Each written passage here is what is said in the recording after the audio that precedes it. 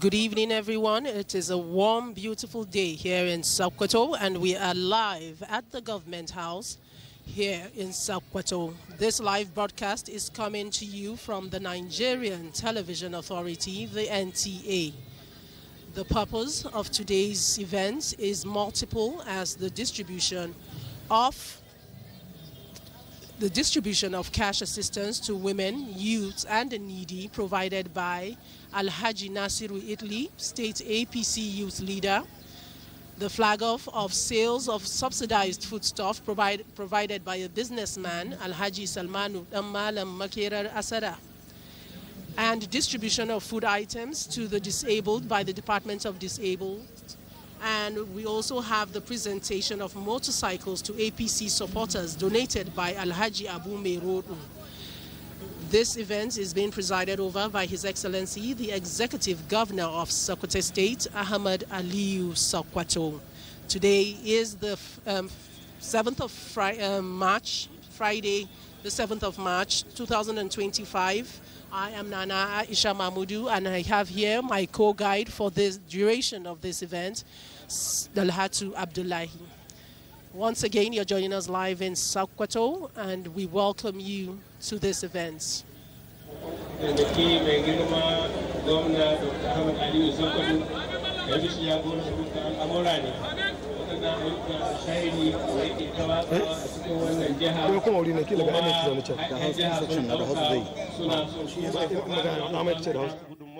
Allah ka taimake shi, Allah ka taimake shi, man dalla alal khairi ka fa'ilihi, wanda ya nuni ga aikata aikin alheri to kamar wanda ya aikin alherin shike ba tare da an rage ma wanda ya yi aikin alheri nashi lada ba. Allah ka taimake shi, kai mishi jagora. Allah waɗannan ayyuka na alkhairi ka ƙara bashi iko da ƙwarin gwiwa ci gaba da aiwatar su. Allah ka taimaki wannan jiha baki ɗaya. Ya Allah mun gode maka da waɗannan albarkoki, ya Allah muna roƙonka ka ƙara muna. Allah ka taimaki jigon wannan tafiya sanata Dr. Aliyu Magatakardawa mako, kai mishi jagora ga dukkan al'amura ne. Allah ka kare mishi kariya daga sharrin makiya da sharrin masara da munafikai. Allah ka mishi tsari gare su. Wannan shehida ta alkhairi da ya shehida, ya Allah ka tabbatar shi ta lokaci mai tsawo kuma zamanunnuka masu yawa. Ka taimake mu, ka ishe mu, ka isan muna ga dukkan al'amuran mu. Ya Allah waɗannan da za su yi wannan taimako da tallafi, Allah ka taimake su. Allah ka taimake su. Wanda duk ya taimaki al'umma shi ma Allah zai taimake shi. Wallahu fi auni al-abdi ma dama al-abdu fi auni akhihi. Allah ka taimake mu, ka taimake su baki daya. Kuma kowa shi kamar kai ne, kamar yadda jigon wannan tahiya yake cewa muna nan muna ta iya bakin abin da muka yi, kuma Allah ka kai mu ma mu yi irin wannan taimakon mai yawa. Allah ka tabbatar shi ka ba mu ikon yin haka nan alhamma alqur'anin kai Allah. اللهم حسنا عاقبتنا في الأمور كلها وأجرنا من خزي الدنيا وعذاب الآخرة. سبحان ربك رب العزة عما يصفون وسلام على المرسلين والحمد لله رب العالمين. Thank you very much, Malam Bashir. Your Excellency. That was opening prayers by Malam Bashir Gidan Kanawa. Once again, we're live at the Government House, Sokoto, where the distribution of cash assistance to women, youth, and the needy is being provided by Alhaji Nasiru Italy, State APC Youth Leader, and the flag off of sales of subsidized foodstuff provided by a businessman, Alhaji Salmanu Malam Makerar Asada, and the distribution of foods to the disabled by the Department of Disabled. And we have finally the presentation of motorcycles to APC supporters donated by Alhaji Abu Merodu. It has been over a month of giveaways of distributions to people in the state, youth, women, children, and the needy. And this is yet another distribution being presided over by His Excellency, the Executive Governor of Sokoto State, Dr. Ahmad Aliyu Sokoto. Members of the legislature, members of the State Executive Council here with us, our party elders, representatives of various security agencies here with us, our traditional rulers, special advisors, senior special assistants, beneficiaries of various gestures to be provided here today, my colleagues in the pen profession, a very good evening to you all. Your Excellency, before we dive deep into what we are about to witness this evening here, I would like to inform you that this event is currently being shown live on TVC, on the NTA, Alu TV, as well as a host of other FM stations in Sokoto Metropolis. Your Excellency, this event appears to be very unique. Very unique in the sense that it's going to be like 4 in 1. We're going to use one stone to kill 4 birds. Your Excellency, we are going to witness distribution of cash assistance to the women, youth, and needy, which is going to be provided, which has been provided by the Sokoto State APC youth leader, Alhaji Nasiru Itali. That's the first one. Secondly, Your Excellency, we'll be witnessing flag off of sale of subsidized foodstuff by one of our finest businessmen in Sokoto, Alhaji Salman Amalam Makera Asada. Alhaji Salman decided to cut down the prices of his rice to very affordable rate. Your Excellency will also be witnessing the distribution of food to the physically challenged persons in Sokoto State, which is to be under the office of the Special Advisor to the Governor on Disabled Matters. We'll also be witnessing the presentation of tricycles to them as well. And lastly, Your Excellency, we'll be witnessing the presentation or donation of motorcycles to APC supporters by one of our strong APC stalwarts in Sokoto, Alhaji Abu Merobi. Your Excellencies, these are the 4 items we'll be witnessing this evening by the grace of Almighty Allah. Permit me, Your Excellency, to briefly code switch so that the large percentage of those that are here with us would understand the main reason why we converge on these premises this very evening, Your Excellency. Mai girma gwamnati a Sokoto, sauran manyan shugabanni da suke wannan wuri, assalamu alaikum wa rahmatullahi wa barakatuh. Wannan taro na yau taro ne da za mu yi amfani da dutse guda mu kashe tsuntsu guda 4. Da farko akwai tallafi na kudade da shugaban matasa na jami'ar APC ta jihar Sokoto Alhaji Nasiru Itali zai bayar ga waɗansu mabukata a wannan jiha. Na biyu kuma akwai kaddamar da sai da shinkafa a farashi mai sauki wadda ɗaya daga cikin matasan 'yan kasuwan Alhaji Salmanu dan Malam Makera Asada ya yi shi ma a wannan wuri. Haka ma bangaren kula da 'yan uwanmu masu larura a jiki ƙarƙashin wannan mai bakon mu shawara a wannan sashe shi ma zai kaddamar da bada sutura da kekunan masu larura ga jiki kazalika da kuma tallafin kuɗi ga waɗannan bayan Allah. Sannan kuma da ƙarshe akwai Alhaji Abu Mai Rodo wanda shi kuma zai rarraba babura ga waɗansu daga cikin matasanmu. Mai girma gwamnati su ne daga cikin abubuwan da za mu yi a wannan wuri. A gurguje tare da amincewa mai girma gwamnati zan fara da gayyato mai ba gwamnati shawara akan al'ummar 'yan uwanmu da ke da lura a jiki Alhaji Umaru Muhammad Masari domin ya zo ya jawabin maraba. Your Excellency, permit me to now invite the Special Advisor to the Governor on Disabled Matters, Umar Mahmoud Masari, to come forward for a welcome address. Honorable SC. أعوذ بالله من الشيطان الرجيم بسم الله الرحمن الرحيم وصلى الله على النبي الكريم. Your Excellency, the Executive Governor of Sokoto State, Ahmed Aliyu, Sokoto FCNA, PhD, His Excellency, the Deputy Governor, Engineer Idris Mohamed Gober. Your Excellency, permit me to stand on the already established protocols. I was asked to speak in Hausa for the benefit of the people within these premises.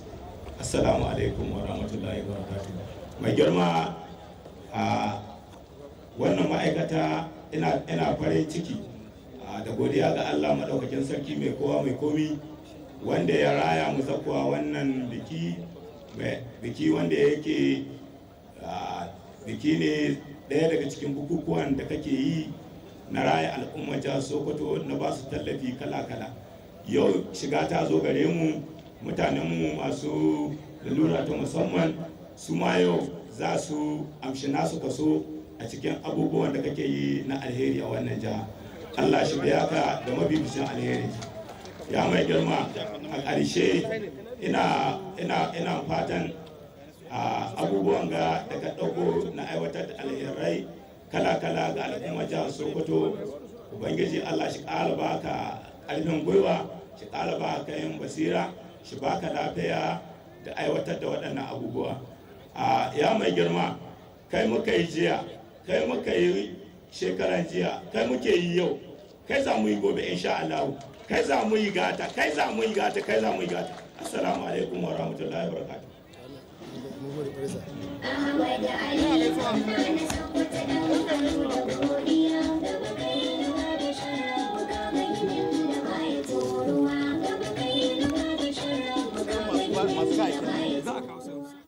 That was the welcome address by the Honorable Special Advisor for Disabled Matters, Alhaji Umaru Muhammad Masari.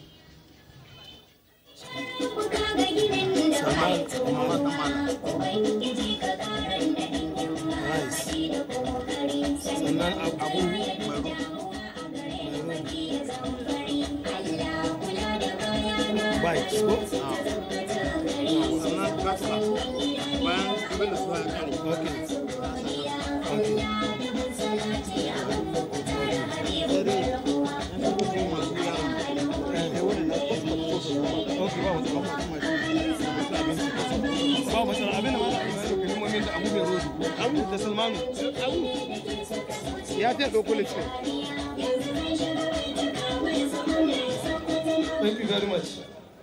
Well, thank you very much, Honorable Special Advisor on Disabled Matters. Thank you very much for being very snappy. Your Excellency, permit me to now invite the APC Youth Leader in Sokoto State, Alhaji Nasiru Italy, to come forward for a brief remarks. Your Excellency, wannan gaba nuka sai gayyato shugaban matasa na jami'ar APC a jihar Sokoto, Alhaji Nasiru Italy, domin ya zo ya yi ɗan gudun jawabinsa.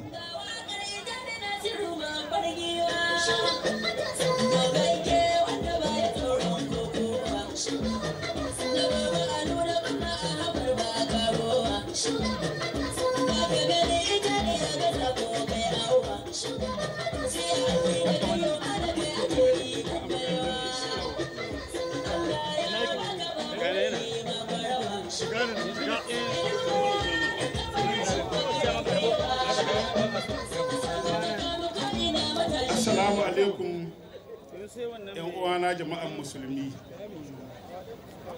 Ni na zo nan ne don in ƙara miƙa godiyata ga babana, jagorana, abin biyata, abin koyina wanda nika bi idanu ruhe. Ƙwaƙwarki ka sa kashe ni, na sani jalla zai kare ni, ko za ka sa a yau a dafa ni bambarin alzakin fama. Dattijo sarkin yamman Sokoto babanmu, sannan in sake miƙa godiyata ga magajina wana na kaina. An ce ba a magaji da yaro kuma ba a yi ne da babban banza. Sannan babban magaji shina komawa uba in ta kama. Saboda irin taimakon da ya kai min da kulawa da ya kai da ni da ƙoƙarin tsamoni da ya kai in laƙi. Saboda duk abin da kun ka gani nan wanda ni yi na yi ne ta ƙarƙashin taimakon da ya min da shi da babana. Ba ni na ni wanga abu mu magana ta gaskiya, wallahi suna sun kai shi. Saboda shekara ta nawa Sokoto kuma ina shugaban matasa kuma ina cikin harkokin kuɗi, amma ban taɓa yi ba sai wagga shekara wadda Allah ya ƙaddari magajina, abin biyata, abin koyina, abin ƙaunata dare da rana, wanda nika wa fatan Allah shi ba mu bukata ke kowane lokaci. Wannan abin da ni yi yana cikin taimako wanda ya mini wallahi. Duwar na kaso in yi abin ga inda bai taimake ni ba wallahi bai iya yi ne. Saboda haka na ni waɗe cewa ni ba ni na ni yi wanga taimako ba wallahi shi na yi shi. don inda ina iya yi ne da kai na tura na yi shi duk inda an kai to da shike dai lokaci yana tafiya amma dai har yanzu ina so in ƙara godiya ga babana jagora na abin koyi na da shi magaji na wanda ta hanyar su su biyu duk wanga abu da ni yi da wanda nake cike yanzu ina yi cikin Allah ya yarda ya sa shi ta sanadin su abin ne ya kasance zuwa garin. Assalamu alaikum.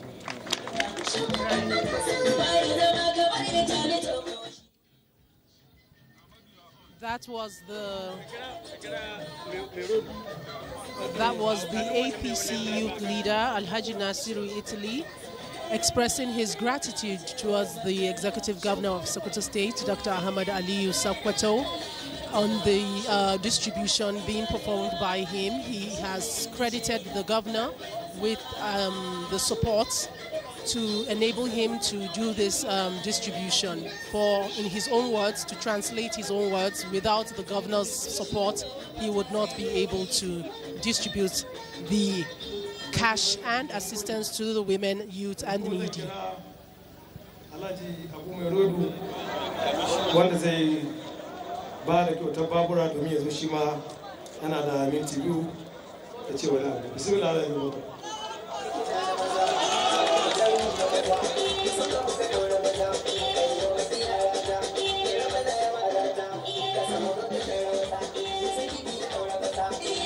Assalamu alaikum wa rahmatullah.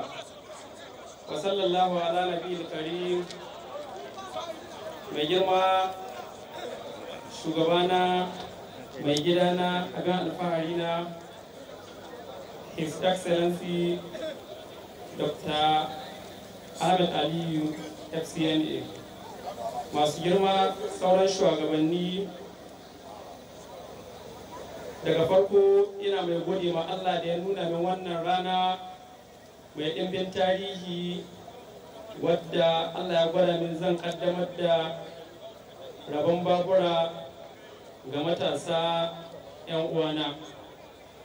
Ina mai shaida ma al'umma cewa wannan tallafi da zan basuwa su matabi ne ga irin taimakon da His Excellency ya yi min kuma yake wa al'umma. Wannan ya samo asali ne ta yadda shugabanmu His Excellency Ahmed Aliyu ya azama bisa turba ta a taimaki al'umma. Shi ya bani ƙwarin gwiwar cewa nima an yi min hanya na amfani wanda wala daga ni sai Allah sai shi Dr. Ahmad Aliyu Sokoto muka san cewa irin taimakon da ya min. A tarihin rayuwata ban taba samun mutum wanda ya taimake ni ko kuma dai ko labari ma in ji an taimaki mutum irin wannan taimako irin wanda taimakon da an kai min. His Excellency ina godiya da wannan taimako da ka yi min. Allah ya saka da alkhairi. Dama na zauna na yi tunani wani hanya zan bi in faranta mishi rayuwar shi. Ni gaban da hanyar da zan bi in ba ni ma in taimaki al'umma kamar yadda ya taimake ni ba.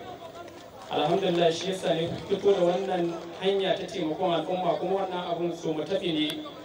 Babura ga sunan na so zan kaddamar shi su ne za a yi yau kuma za a ci gaba da yi har illa masha Allah in Allah ya so ya yarda. Daga ƙarshe ina godiya ga Honorable Mustapha Abdullahi Jos wanda shine sanadiyyar harkata ta siyasa lungu da sako. Kuma ina godiya da Honorable Ya'u Muhammad Danda da shawarwarin da yake bani da nuna min soyayya da ya yi. Daga ƙarshe ina kira ga matasa 'yan uwana ku zo ku samu mai gida wanda kila bai kai kwatankwacin nawa ba saboda ni alhamdulillahi na samu mai gida wanda babu irin shi.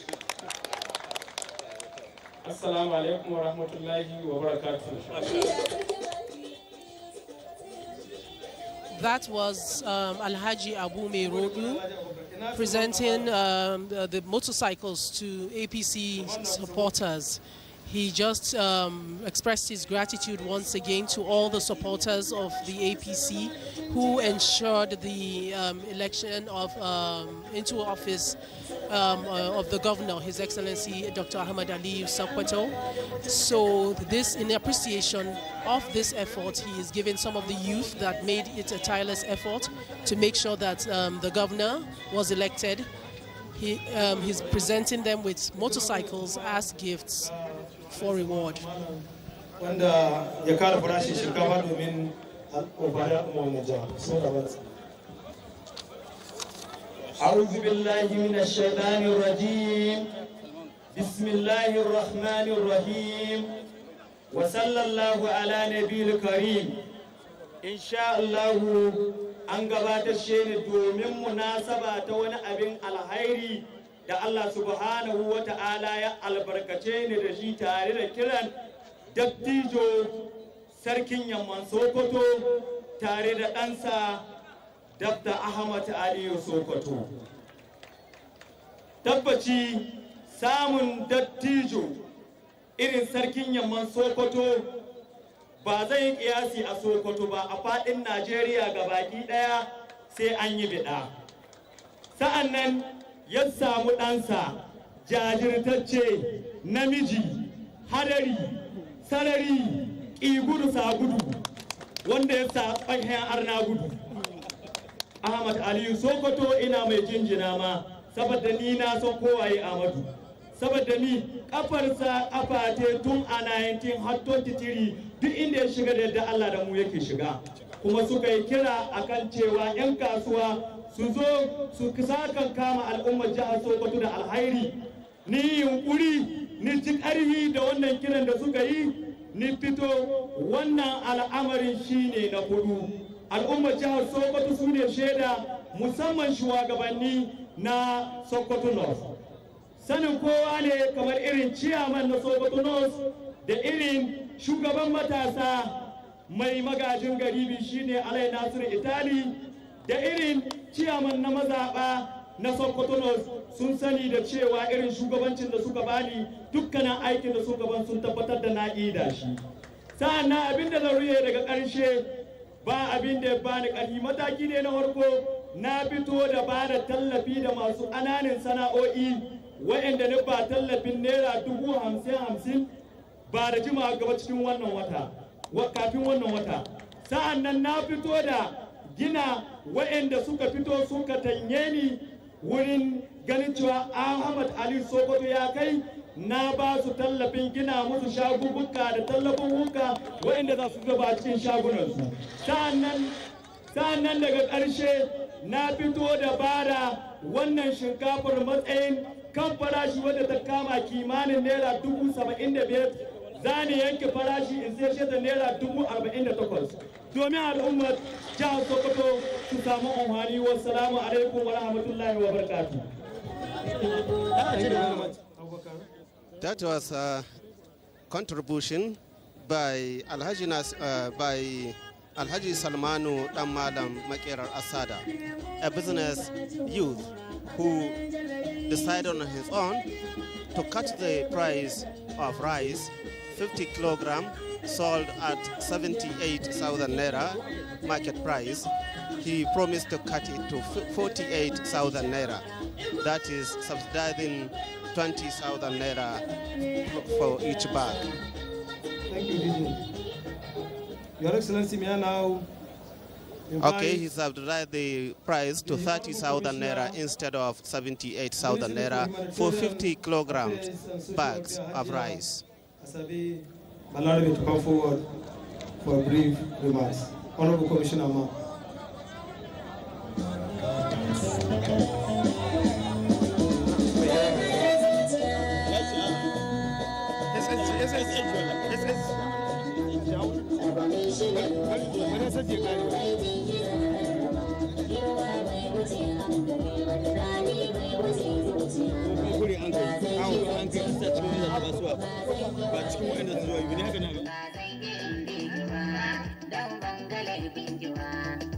Banga tamkar ki ba, waje na banga laifin ki ba, banga macen da tafi ki ba, dan matsayi ba su fi ki ba, kun asali ba su kai ki ba, darajar su ba ta yi kamar ta ki ba, kun nasaba kina can gaba, ko asalin ba su kai ki ba, tarin ilimi ba su kai ki ba, kun tausayi ba su fi ki ba, ko jin kai ba sa kai ki ba, kun kyauta ba sa kai ki ba, wallahi ba sa fi ki ba.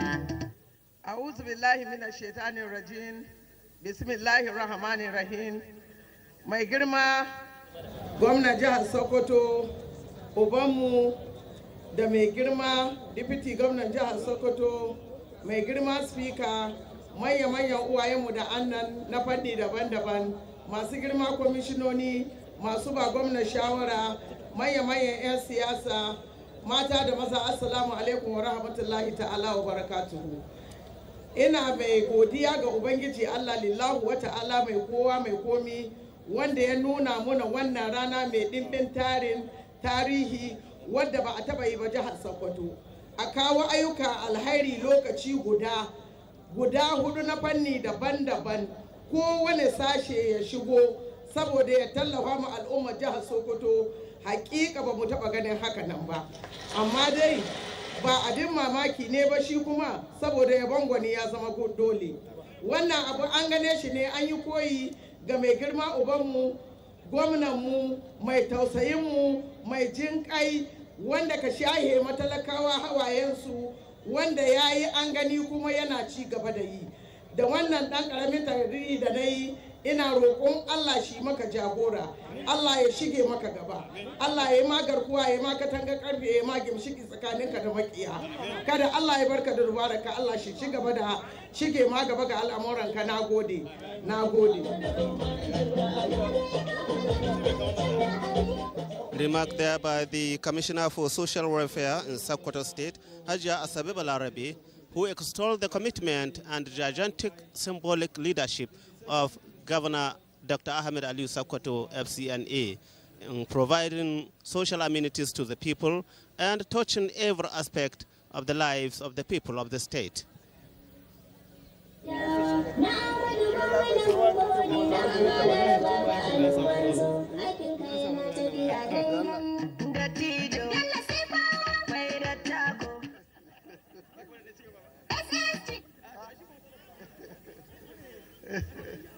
Thank you, sir.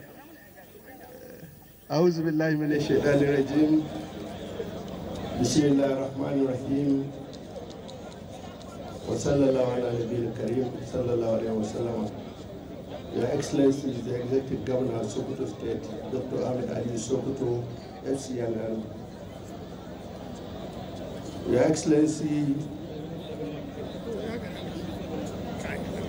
the former gubernatorial candidate of DPP, Sokoto State, His Excellency Alain Mohamed Maïdine, former Minister for Police Affairs, former SSG, and current Minister Labor and Productivity, former Deputy Governor of Sokoto State, His Excellency Chiso Abdullahi Tijo, the Speaker, Sokoto State, Your Excellency, the Deputy Governor of Sokoto State, Engineer Idris Muhammad Gobir, the Speaker, Sokoto State House of Assembly,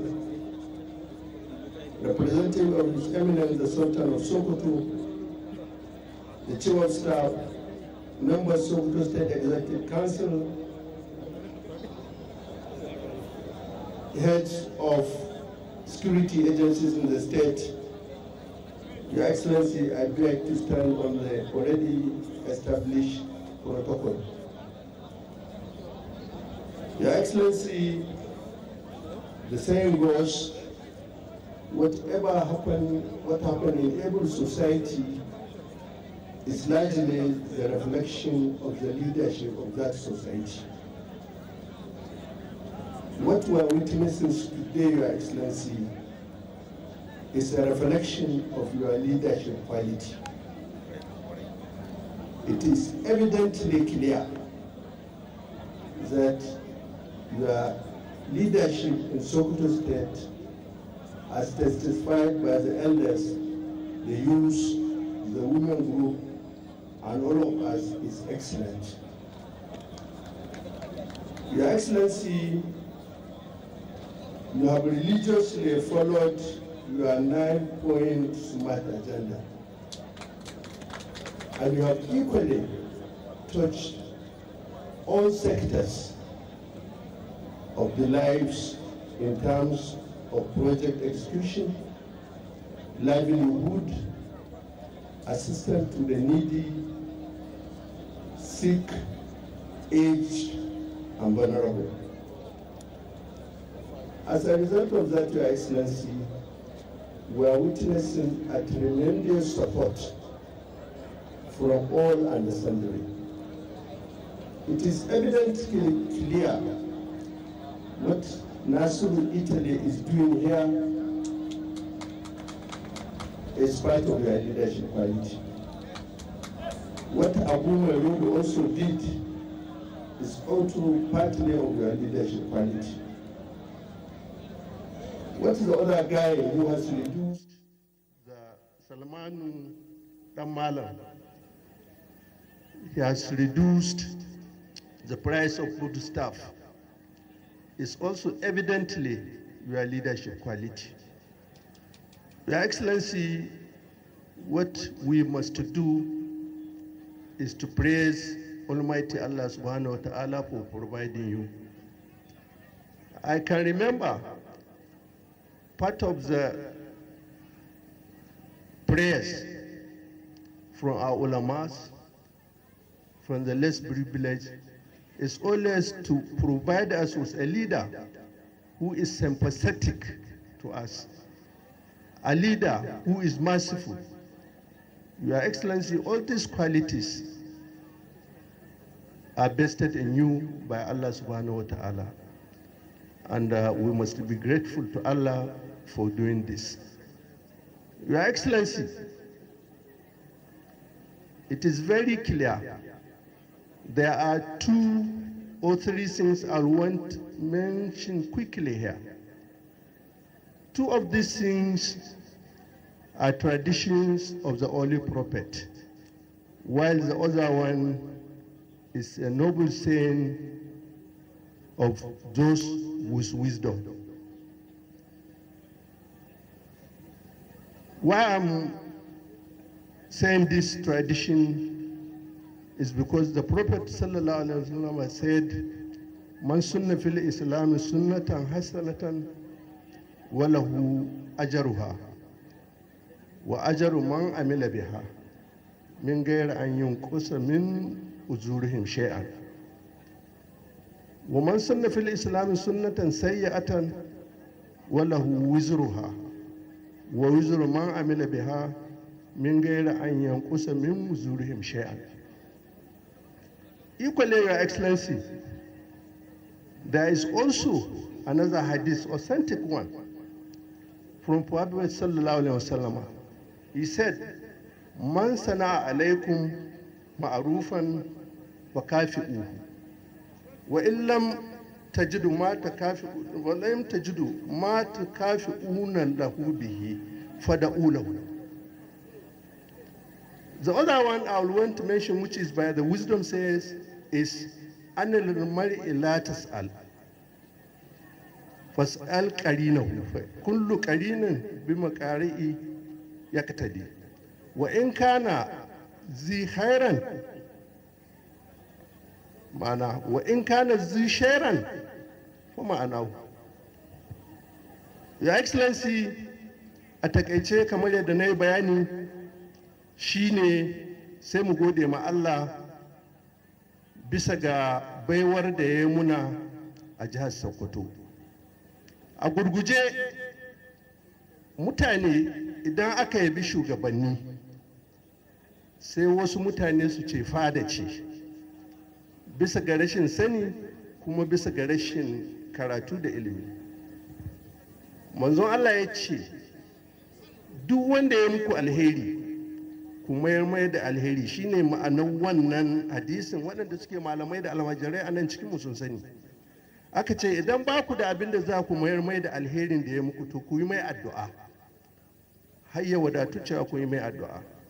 Your Excellency, Nasiru Italy ya kawo kuɗi nan wajen miliyan 75, kuma ya yi ikirari gaban jama'a cewa taimakon da ka yi mishi da kai da babanmu shugabanmu sarkin yamma shine sa ya yi koyi da wannan al'amarin ya kawo wannan gudunmawa. Haka ma Abu Mai Rodu shi ma ya yi wannan bayani. Haka ma wanda ya rage kudin shinkafa shi ma ya yi wannan bayani na cewa wannan dalili shi yasa suka yi haka. to hadisi na biyu shine wanda aka ce wanda ya kawo wani abu kyakkyawa shine man sunna fil islam sunnata hasanata, wanda ya kawo wani abu kyakkyawa har wasu suka yi koyi da shi to yana da ladar wannan abin da ya yi, sannan wanda ya yi koyi da shi ma yana da cikakken lada ba tare da an rage mu kowannen su lada ba. Wannan ba wanda ke iya karyata shi duk duniyar nan.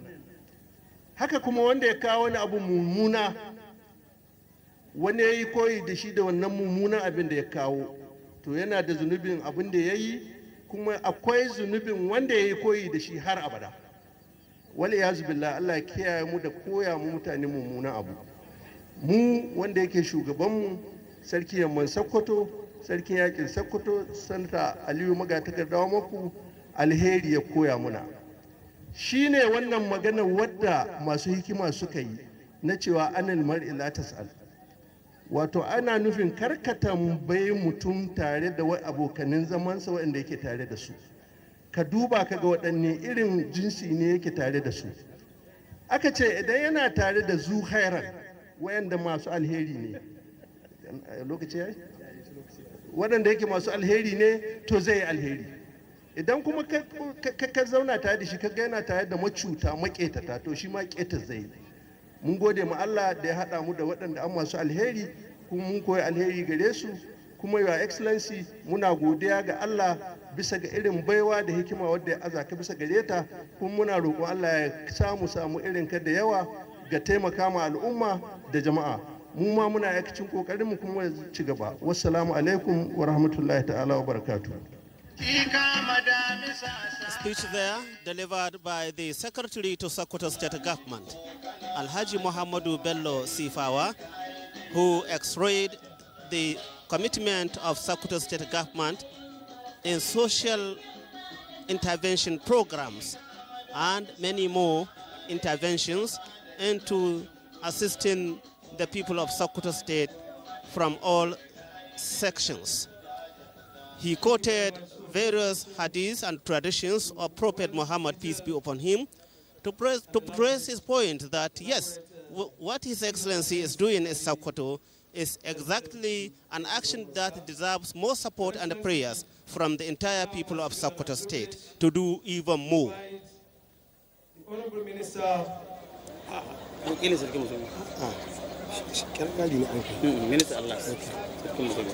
to invite His Eminence the Sultan of Sokoto, Alhaji Muhammad Saad Abubakar, who is being ably represented here by Sai Kilgori, Alhaji Dr. Muhammad Jabi Kilgori.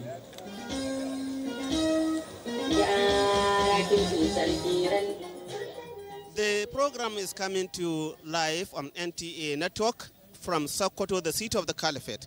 It is the distribution of cash assistance to the women, youth, and the needy, flag off of sale of subsidized foodstuff, distribution of foods and to disabled by Department of Disabled, and presentation of motorcycles. The representative of the President General Supreme Council for Islamic Affairs in Nigeria, Sultan of Sokoto Muhammad Saad Abubakar, is on stage to deliver a remark. He is the Sa'in Kilgori, the district head of Kilgori, Dr. Muhammad Jabi Kilgori. Muhimman ayyuka da kake yi a wannan jiha ta fannoni daban-daban bisa ga tsarin da kai na kawo cigaban wannan jiha, kuma yana yaba maka kwarai da gaske ga ayyukan, kuma yana kira gare ka da cewa a ƙara ci gaba da kawo waɗannan ayyuka masu tasiri masu muhimmanci da alheri ga al'ummar jihar Sokoto. Ya ce a yi ƙara kira ga 'yan kasuwa da masu hannu da shuni waɗanda su ma suka amfana daga gwamnatinka da kuma jagorancin ubanka domin su ma su karasa jari ga al'umma kamar yadda waɗannan mutum uku da Nasiru Italy da Salmanu da kuma Alhaji Abu Mai Wadda suka yi. Haka kuma ya ce a yi kira ga waɗanda za su amfana da waɗannan kayayyakin da kudin da su yi amfani da su yadda ya kamata su ja jari. Ya ce a tabbatar maka ƙarin goyon baya da haɗin kai daga dukkan uwayen ƙasa, hakimai da katai da sauransu domin ci gaba da wannan aiki da ka sa a gaban ka na gwamnati ta Sokoto. A ƙarshe ya ce a maka addu'a, Allah shi kama, Allah shi rika, Allah shi jagora, Allah shi taimako. Assalamu alaikum wa rahmatullahi wa barakatuh. Brief remark there by the representative of President General Security Council for Islamic Affairs in Nigeria, Dr. Muhammad Jabi Kilgoli, the Sahin Kilgoli.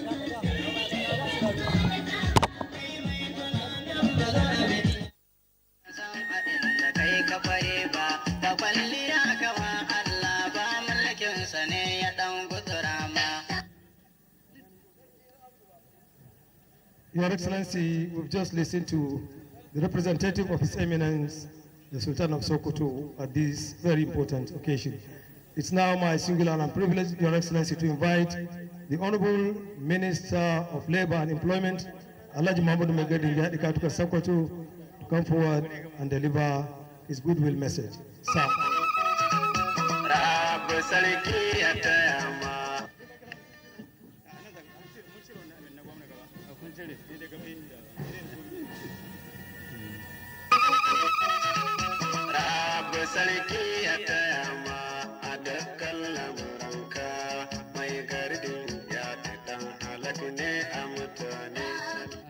أعوذ بالله من الشيطان الرجيم بسم الله الرحمن الرحيم.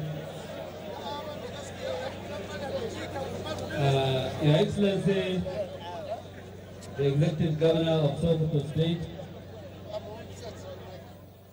Dr. Ahmed Aliyu Sokoto, Your Excellency, the Deputy Governor of Sokoto State, all other protocols duly and respectfully observed. Your Excellency, I have the greatest honor and privilege to stand before you this evening to appreciate what I have seen today. Of course, one is not surprised because today we have learned a lot of things, particularly about leadership. It is said that when God the Almighty gives you a leader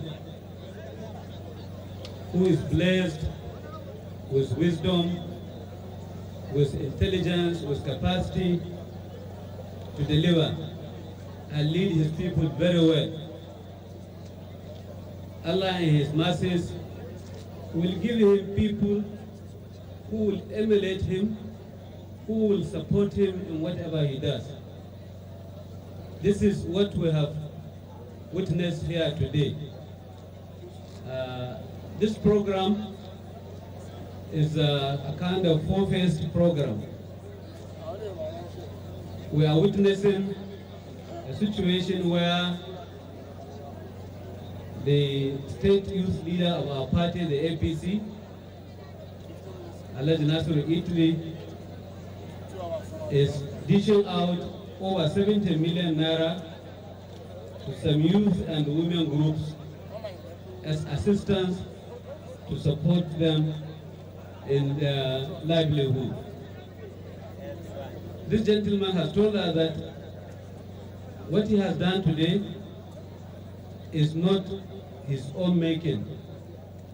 It was due to the support that he has enjoyed from our leader, the Single Senator Wamoko, and from the governor of the state, Dr. Ahmed Ali Sokoto. The other three other gentlemen, Alhaji Saman Malam Makera Asada, and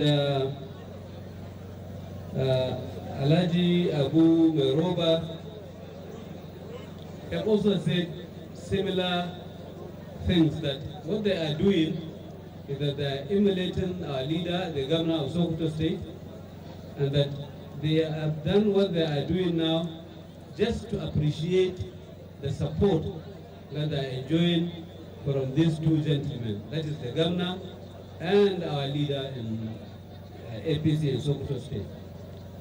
So, distinguished audience, I think we, like the SLG said, we need to thank God the Almighty for providing us this kind of leaders who have taken the pains to teach and promote people who will learn from them to do good to humanity, to support their neighbors, and to support the needy in the same way that they have been supported by the governor and our leader in Sokoto State.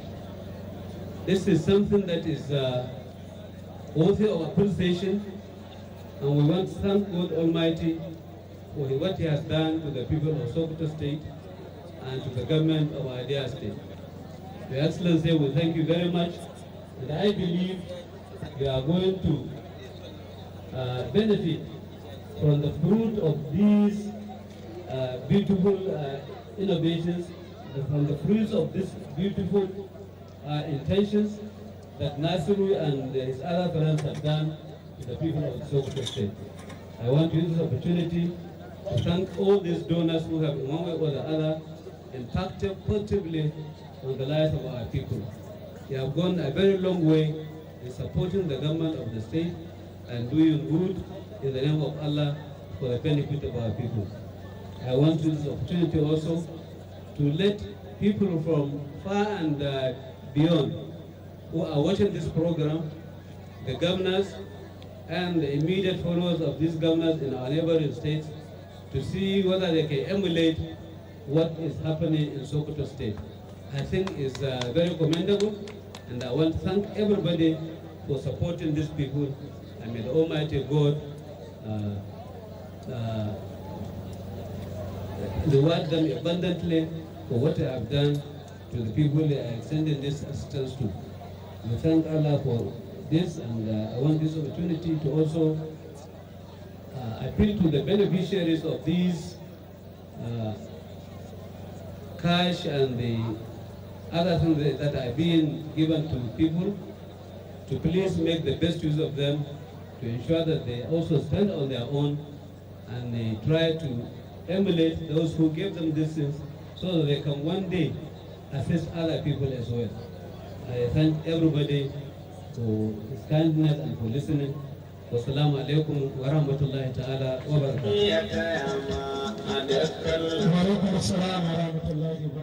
That was a remark by the Minister of Labor and Employment, Muhammadu Maigari Dingyadi, who extolled the commitment of Sokoto State Governor, Dr. Ahmed Aliyu Sokoto FCNA PhD, for his commitment to show love to all sections of the people of Sokoto State.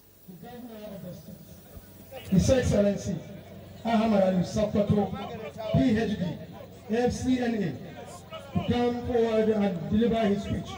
At the same time, to flag off the distribution of cash assistance to women, youth and needy, provided by Alhaji Nasir Italy, APC State Youth Leader, and flag off the sales of subsidized food stuff provided by a businessman, Alhaji Salman Amalan, Maikira Asada, to distribute foods to disabled by the Department of Disabled and the presentation of motorcycles by APC Steward Alhaji Abu Merudu in the state. Your Excellency, sir.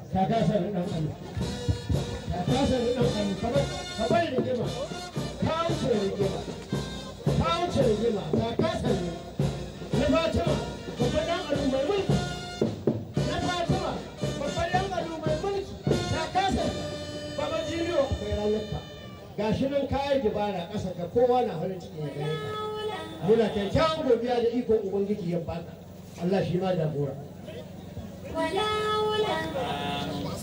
quwwata illa billahi gwamna sai Ahmad dan alheri da gaskiyar ka ba wani mai imani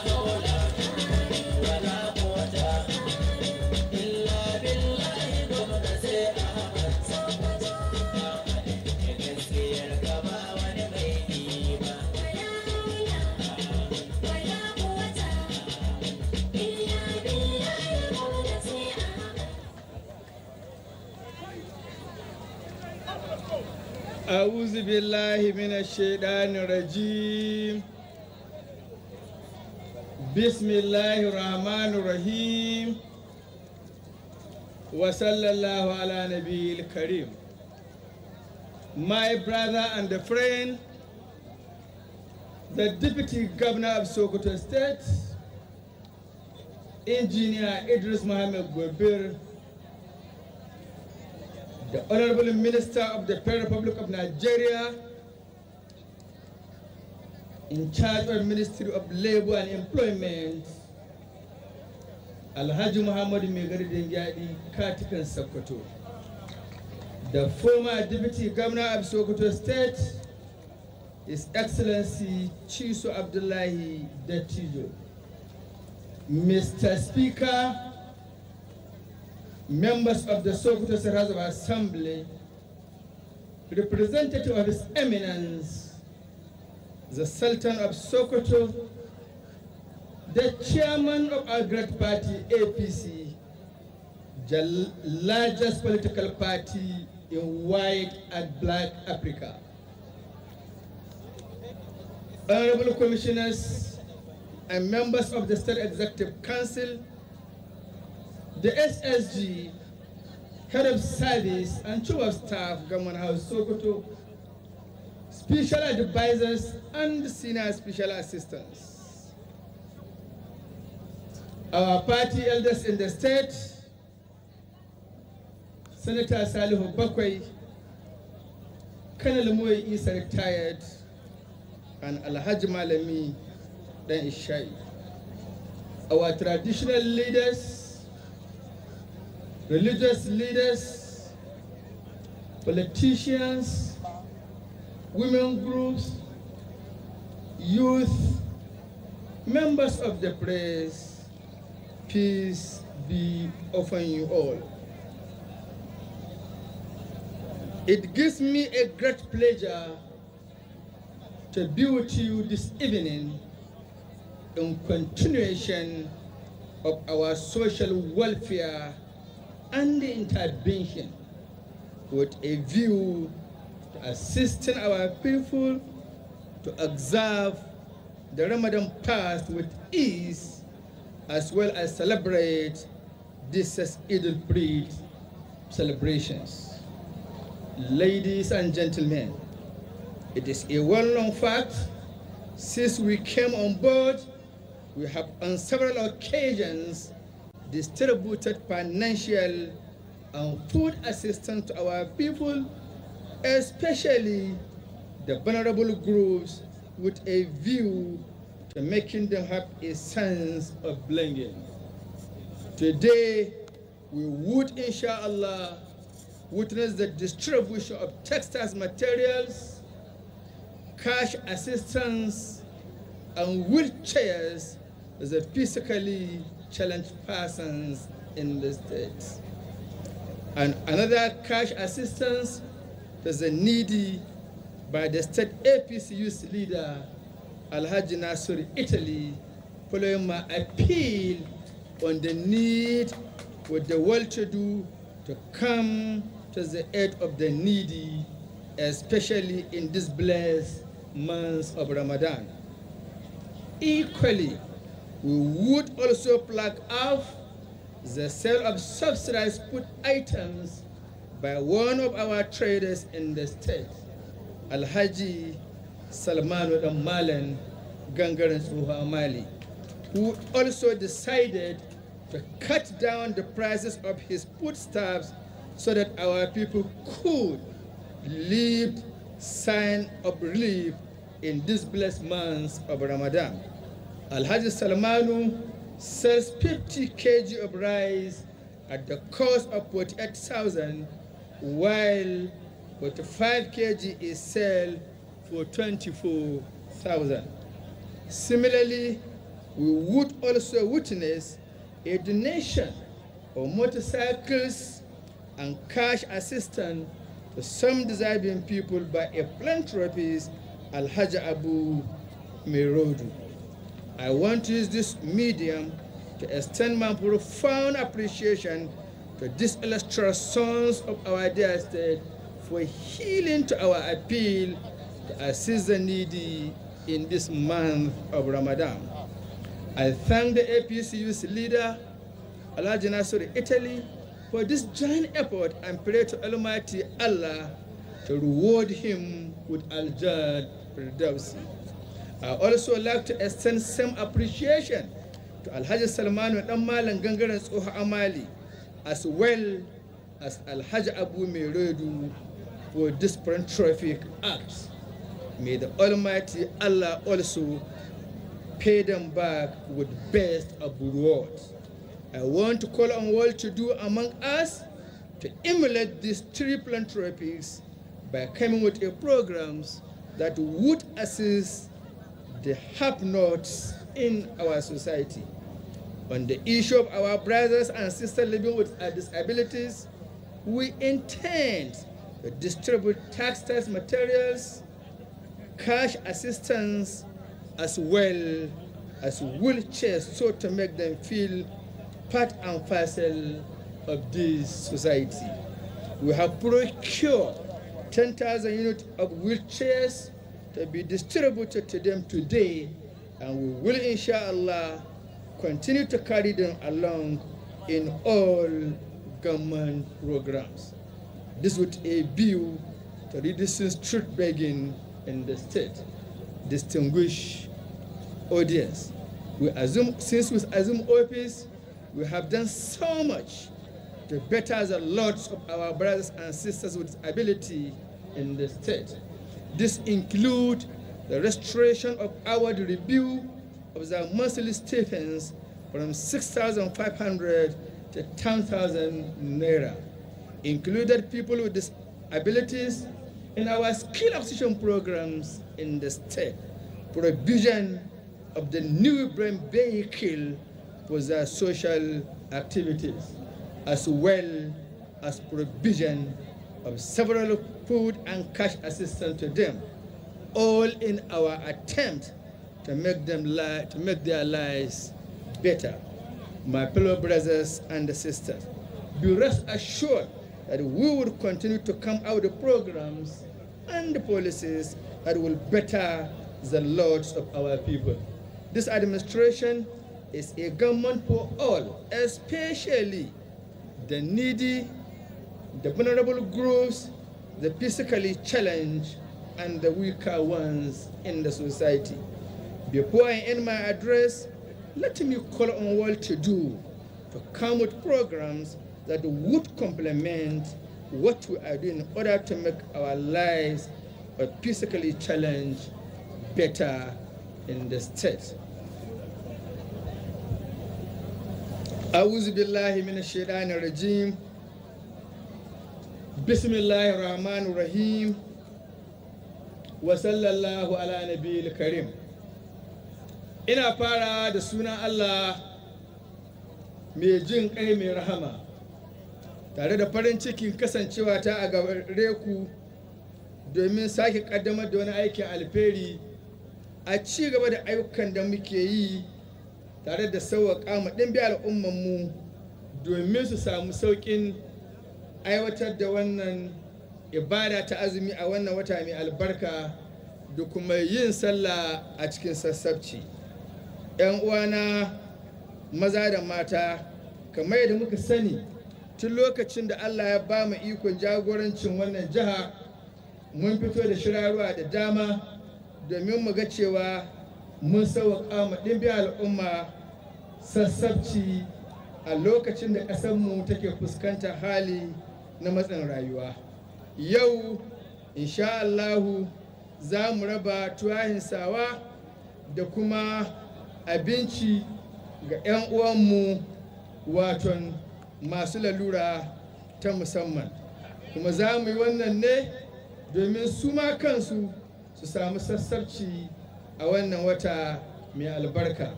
Haka kuma za mu raba kuɗi ga 'yan uwanmu musamman matasa da 'yan siyasarmu wanda jajirtacce ciyaman na matasan jam'iyyar APC Alhaji Nasiru Italy ya ba su domin sauwaƙa ma al'umma a cikin wannan wata mai albarka.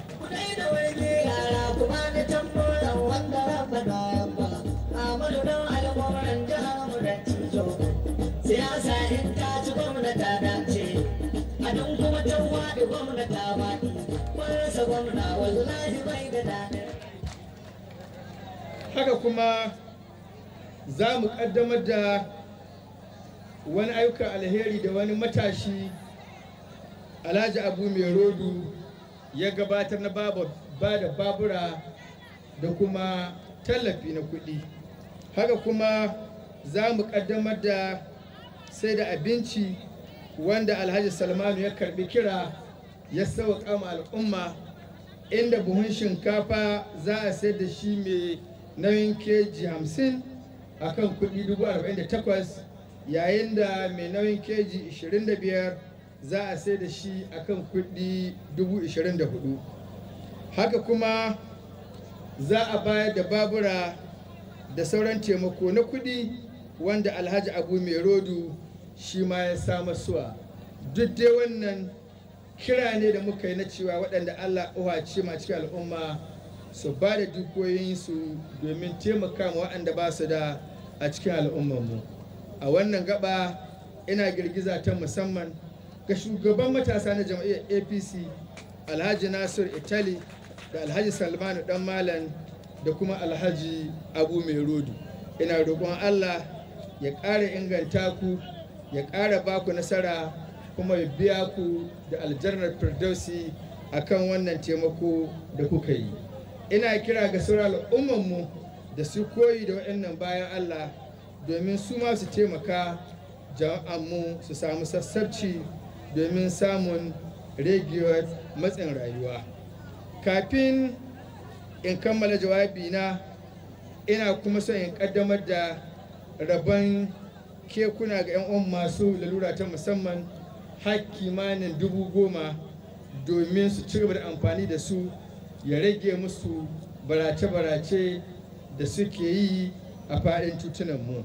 Haka kuma ina son in yi amfani da wannan dama in ƙara godiya ga dukkanin waɗanda suka taimaka wannan shirarwa da ake a faɗin wannan jiha suke faruwa, domin ba da haɗin kansu ba waɗannan abubuwa ba za su faru ba.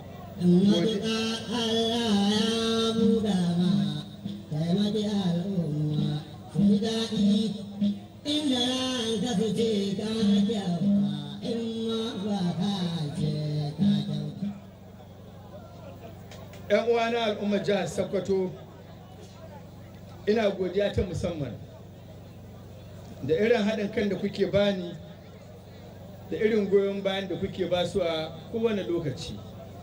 A wannan gaba ina godiya ga iyayena sarakuna, malaman addini, ƙungiyoyi, 'yan kasuwa, 'yan siyasa, iyaye mata, samari.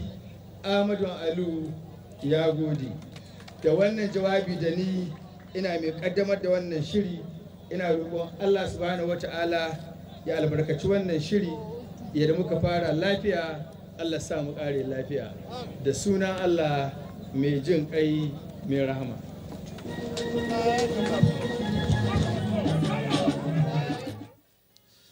That was the speech by His Excellency, the Executive Governor of Sokoto State, Dr. Ahmed Aliyu Sokoto FCNA PhD, an official flag up of the distribution of cash assistance to women, youth, and the needy, provided by Alhaji Nasir Itari, State APC Youth Leader, and flag off of the sale of subsidized food stuff provided by a businessman, Alhaji Suleiman Dan Malam Makerar Asada, who reduced the price of 50 kilograms of rice, parboiled rice, from 78,000 to 48,000, and 25 kilograms from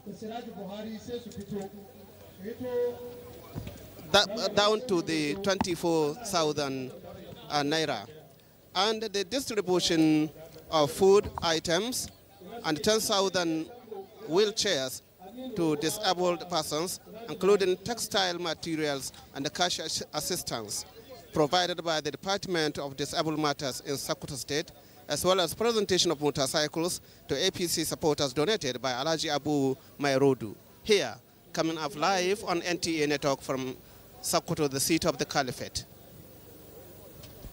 أعوذ بالله من الشيطان الرجيم بسم الله الرحمن الرحيم وصلى الله على نبينا الكريم.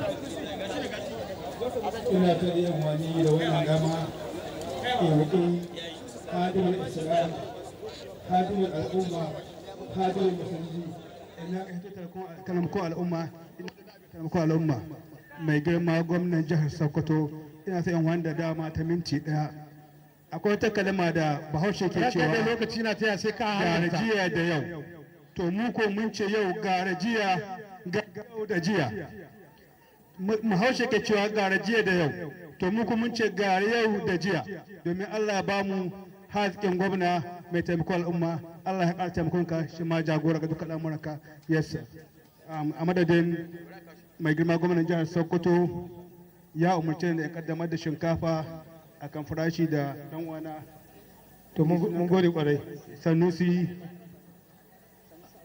Abubakar Sambo Allah ya saka mai girma gwamnan da alheri sai ku taya shi da Allah muna so mu jawo hankalin mai girma gwamnan da ke bata gare mu addu'a Allah ya saka mishi da amince alheri Allah ya saka mishi da alheri mun gode kwarai Allah ya saka mai to mun gode kwarai kai don Allah muna jawo hankalin shugabanni da zamu kira su zo su yi don Allah da su babu jawabi don Allah da an zo a mika kawai sai a koma ba saboda lokacin shan rana karatuwa mun gode kwarai bashir bismillah to yanzu kuma sai tallafin kuɗi ga yawa mutum 200 da za a basuwa za mu kira mallam bashir gidan kanawa ya kaddamar ga Ahmad Mai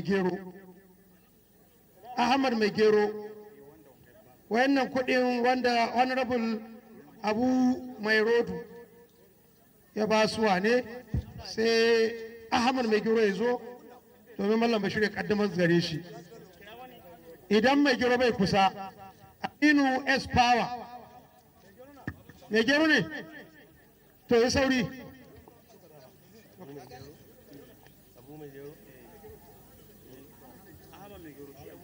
to mallan Ahmad Mai Gero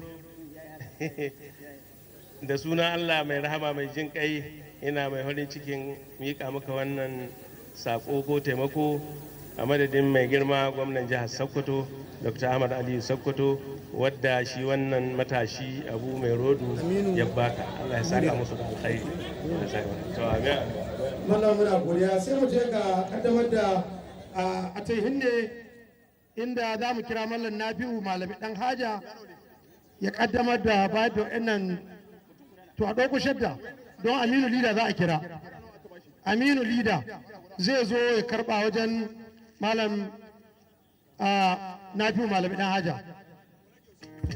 sauran duka daga baya za a yi su a yi a gurguje Aminu Lida ina Aminu Lida ga yanin zuwa to Fatima a'udhu billahi minash shaitanir rajim bismillahir rahmanir rahim a madadin mai girma gwamnan jihar Sokoto ina Fatima gaban da kusa jagoran mu gwamnan da Allah ya ba mu hankali ya kwanta ina mai farin cikin kaddamar da wannan shadda zuwa gare ka domin Fatima bara mu a yi hadar sallah ina roƙo Allah ka saka mai girma gwamnan da alhaji za ka ba Fatima bara da ya sauri ko kuma Sa'adatu Abubakar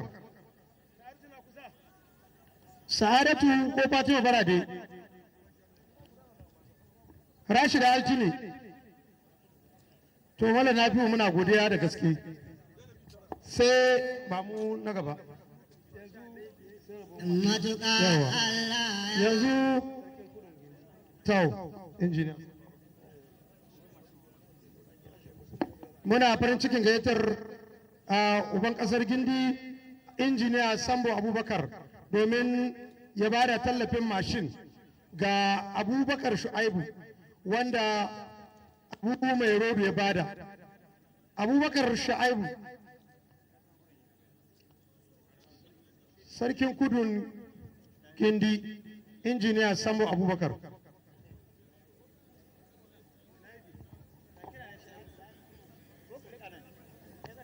matuƙa Allah ya buɗa ma taimaki al'umma su ji daɗi. To muna farin cikin gayyatar mai girma sarkin Bodinga domin ya zo ya gabatar da wannan tallafin Alhaji Muhammadu Bello Abdulrauf sai ya zo ya gabatar da wannan. Ga Abubakar Shu'aibu tallafi ne na mashin daga Abu Mai Rodu. Zakariya Yusuf Shihito kusa don zai tsaya wajen keken guragu. Zo mashin za a ba su a ba sarki makulli.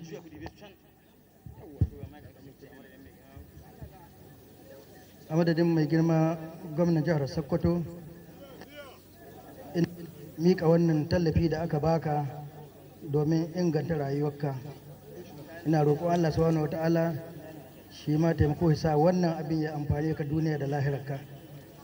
Kuma muna son a ci gaba da mai girma gwamnati addu'a da gwamnati ne domin ci gaba da samun jagoranci na gari.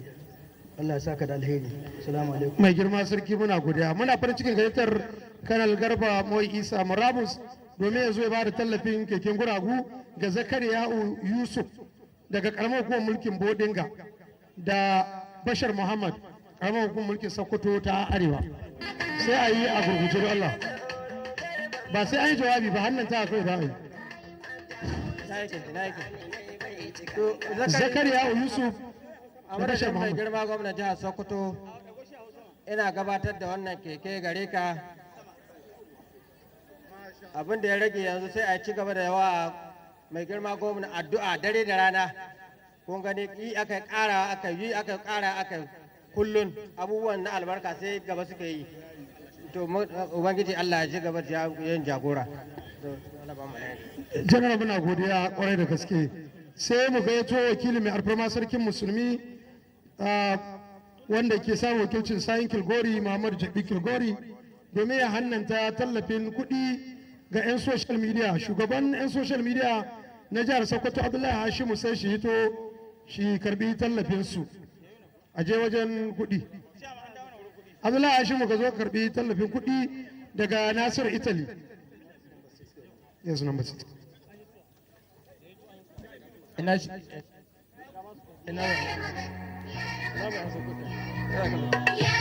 A madadin mai girma gwamna, ina farin cikin hannunta wa'annan kuɗi gare ka domin a taimaka ma al'umma a sai jari ci gaba da sana'a. Allah shi taimaka, Allah shi riga, Allah shi kama. Salamu alaikum.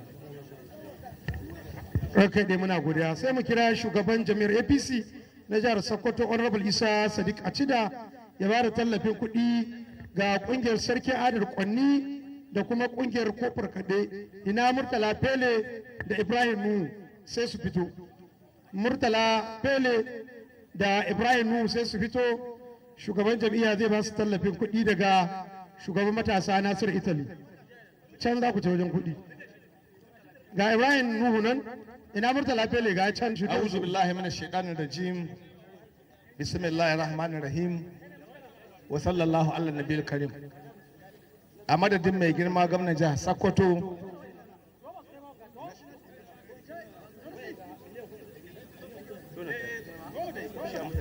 a madadin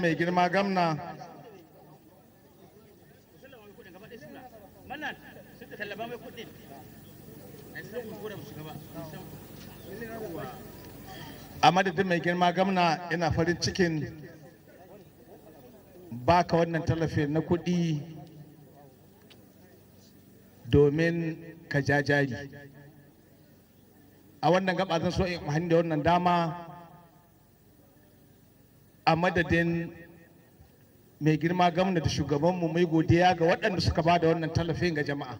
Haka kuma in yi kira ga sauran jama'a da suka yi moriya ko da suka more ma wannan gwamnatin, su ma su yi irin wannan abin ga mutanensu. Idan ba za a yi ga fili ba, to a je a yi a gida domin a taimaka mutane. An taimaki mutane domin su taimaki mutane su ma. Akwai mutane da yawa da aka taimaka, saboda haka wannan mutane da suka yi wannan alherin Allah ya saka muku da alheri.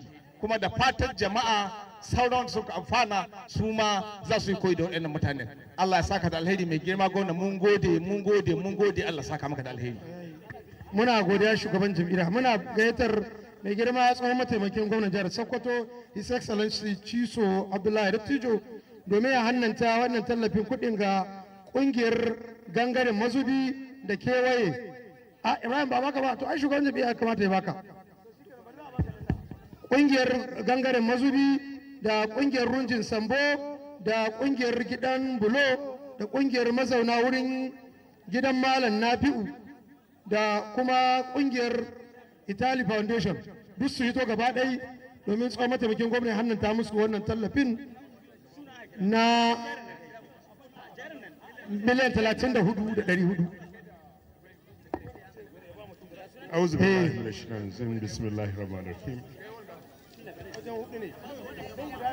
Ƙungiyar gidan buloku ta yi ƙungiya biyar ce an ka kira, ƙungiya biyar ce, ƙungiyar runjin sambo, ƙungiyar gangaren mazubi da kewaye, ƙungiyar gidan bulo, ƙungiyar mazauna wurin gidan malam nafi'u da kuma Italy Foundation. Runjin sambo Ibrahim Nuhu shine shugaba. Runjin sambo kawai za a ba yanzu a madadin waɗannan ƙungiyoyi miliyan 6. Ina ce mana runjin sambo ta hukar ba. Honorable Murtala Hassan. A madadin shi mai girma gwamna da kuma baban shi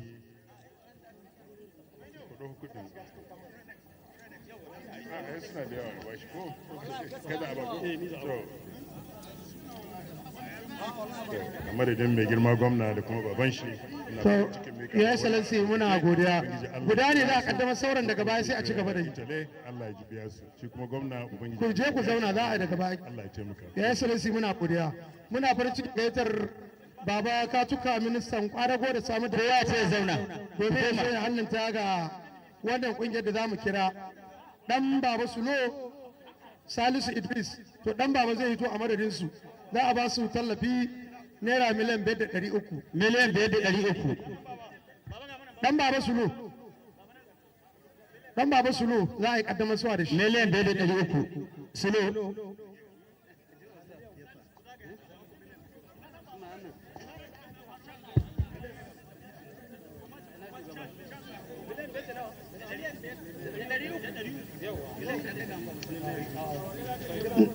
ina dan baba Sulo ina yake gane yawa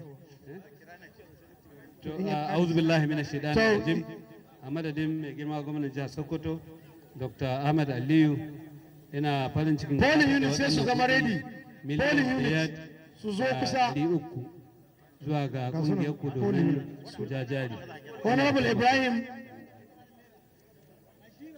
da honorable Almu Kwandawa shi to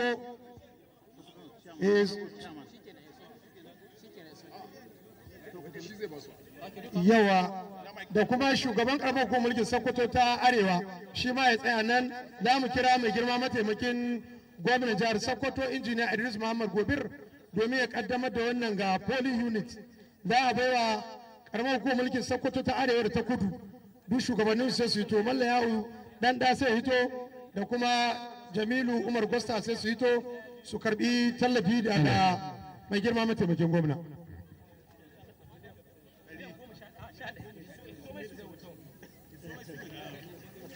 A'udhu billahi minash shaitanir rajim bismillahir rahmanir rahim a madadin mai girma gwamnan jihar Sokoto Dr. Aliyu Sokoto ina mai kaddamar da ga wannan kungiya guda biyu naira miliyan 11,500 na polio da Sokoto North wanda ya bada a ƙarƙashin nashi gudunmuwa domin hidimar azumi. Allah saka da alkhairi. Mun gode kwarai Allah taimake ka muna godiya kwarai yanzu kuma zan gayyato Malam Bashir gidan kana domin ya taimaka wurin wannan taro da addu'a. Kar maka Allah bismillah.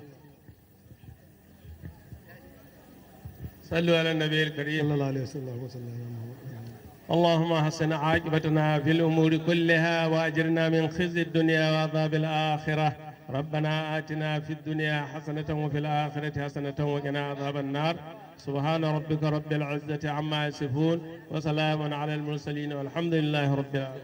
Da Allah sauran ƙungiyoyi su je gidan chairman su karbi kuɗin su. Police Band International Anthem please.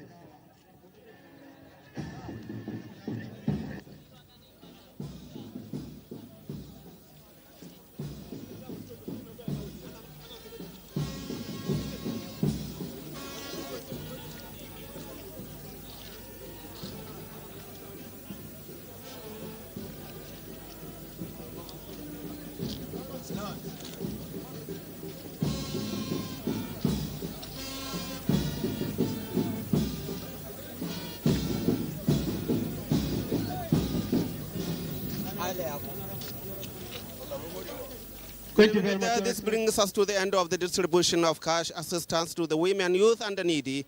Flag off of sales of subsidized food stuff, distribution of food to the disabled by Department of Disabled, presentation of motorcycles to APC supporters, donated by Alaji Abu Mairodu. On behalf of the production team, the crew, I'm Dalhatu Abdullah Saifil Maguli. On behalf of my co-commentator Nana Aisha Mahmood, saying bye for now from Sokoto, the seat of the Caliphate, on NTA Network. Asharwa Lafia.